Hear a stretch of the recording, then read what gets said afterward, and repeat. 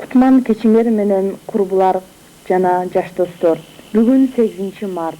Андыктан энелердин, апаларды, эже-сиңдилерди Кутучанын жаш көрүүчүлөрүнүн атынан куттуктаймын. Майрамыңыздар менен. Менин жанымда отурган Кутучабыздын кечки мейманы Субанкулов Ильязбек. Ош шаарынын Ломоносов мектебинде 3-класста окуйт. Ал өткөн көрсөтүүбүздө табышмактын жолун туура жандырган. Бүгүн өзү бир нече табышмактары менен келип олтурат. Анда сөз Ильязбекте.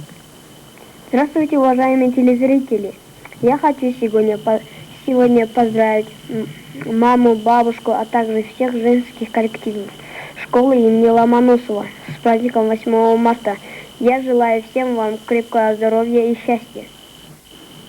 Эми табышмактарыңы кичинекей көрөрмандарыбызга окуп берсең, алар жандырмагын ойлонуп көрүшсүн. Балдар, эми мен силерге табышмак айтайын, таба аласыңарбы? Асты таш, үстү таш, ортосунда бышкан аш. Кайталайын, асты таш, үстү таш, ортосунда бышкан аш. Бул эмне? Таап алгач, барат, оозун ачып калат. Кайталайын, барат, оозун ачып калат. Бул эмне?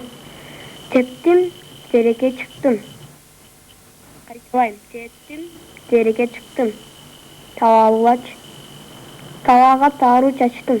Кайталайын, талаага тааруу чачтым. Бул эмне? Таап алгач, балдар, мен силердин жолуңарды күтөм.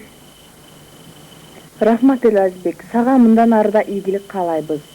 Ильязбектин табышмагын туура тапкандарга келерки көрсөтүүбүздө белгилүү болот. Азыр Кутучабызды ачып көрөлүчү, майрамдык кечте кандай белек күтүп жатты экен.